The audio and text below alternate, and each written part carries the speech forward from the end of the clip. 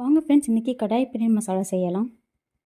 கடாயில் ஒரு ஸ்பூன் மல்லி, ஜீரகம், அரை ஸ்பூன் நல்ல மிளகு போட்டு வறுத்துக்குவோம். கூட பெருஞ்சீரகம், பட்டை, லவங்கம், ஏலக்காய், கிராம்பு எல்லாம் ஒவ்வொன்றும் போட்டு நல்லா வறுத்து எடுத்துக்குவோம். கூட 2 காஞ்ச மிளகாய், கருவேப்பிலை ஒரு 5, 6 பல் சின்ன வெங்காயம் போட்டு நல்லா வறுத்து எடுத்துக்கோங்க.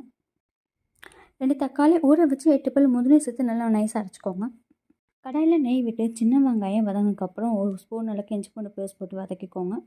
இஞ்சி பூண்டு பேஸ்ட்டு பச்சை வாசனை போனதுக்கப்புறம் அரைச்சி வச்ச தக்காளி விதை போட்டு வதக்கிக்கோங்க. நல்லா வதக்கிக்கோங்க. இது கூட 1 ஸ்பூன் தனி மிளகாத்தூள், வீட்டு மிளகாத்தூளும் ஒரு 1/2 ஸ்பூன் போட்டுக்கோங்க. இப்போது வறுத்தரைச்ச மசாலாவும் கூட சேர்த்து நல்லா பச்சை வாசனை போகிற வரைக்கும் கொதிக்க விடுங்க. கூட உப்பு, மஞ்சத்தூள், கருவேப்பிலையும் போட்டுக்கோங்க. பன்னீரையும் ஒரு குடமிளகாவையும் நெய் விட்டு உப்பு, தனி மிளகாத்தூள் போட்டு நல்லா வறுத்து எடுத்துக்கோங்க. இப்போது மசாலா வதங்கினதுக்கப்புறம் ஒரு கிளாஸ் அளவுக்கு தண்ணி விட்டு கொஞ்சம் 10 நிமிஷம் கொதிக்க விடுங்க.